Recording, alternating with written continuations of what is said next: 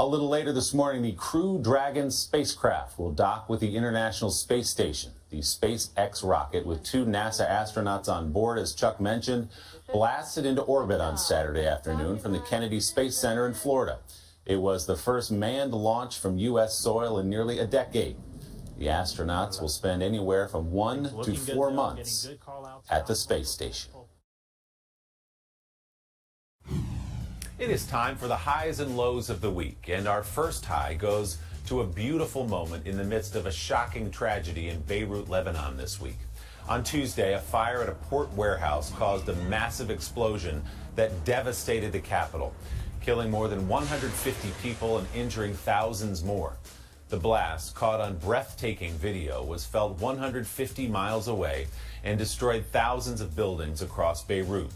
79-year-old May Aboud Melki was not home at the time of the explosion, thank goodness, but she returned Wednesday to find her apartment in rubble, except for the piano. She sat down in the remains of the place where she has lived for 60 years and played.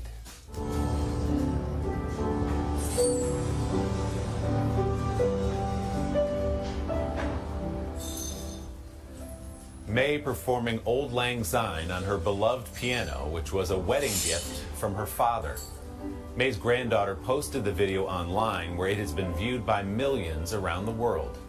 She said her grandmother pushed through the pain to try and have a few moments of peace. Absolutely beautiful.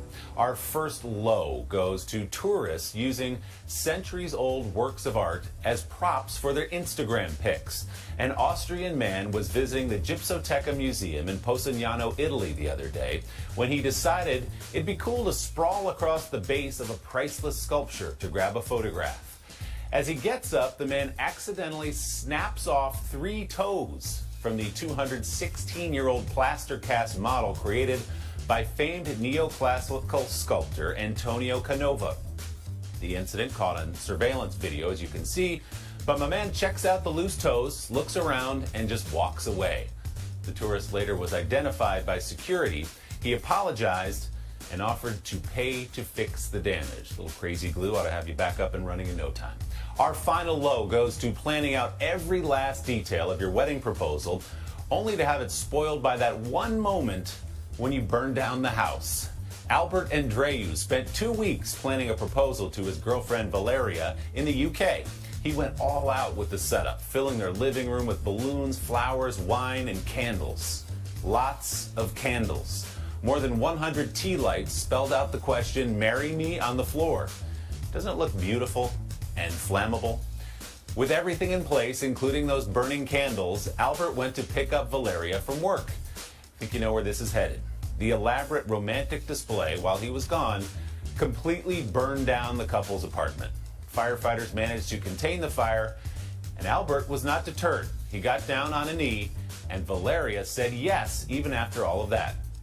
She said afterward, "You can replace things in the house, but not our love for each other." And that's good news, because literally everything in the house has to be replaced. Congratulations, guys. 2 beluga whales are finally getting a taste of freedom after more than a decade in captivity.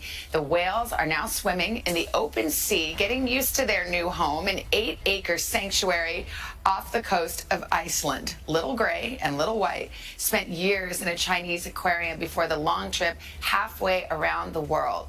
Each weighs more than a ton, so they needed a big stretcher to lift the animals onto the trucks and into the water. But off they go, and that's a beautiful sight. Yeah. How about a little boost? All right, take a look. This is about members of a high school football team. They were feeling pretty good. They had hiked up Mission Peak in Northern California.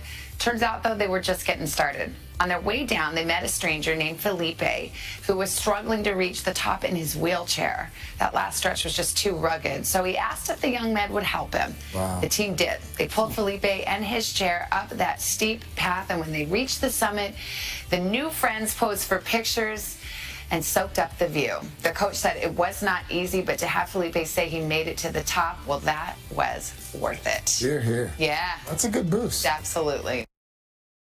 This morning, investigators are on the scene of a horrific accident in India where a passenger plane coming from Dubai skidded off the runway and then split in two. At least 18 people were killed and more than 120 others injured. But experts say it's truly a miracle the death toll is not higher. The passengers had been stranded in the Gulf region due to the pandemic. Heavy rain and poor visibility may be to blame for that crash.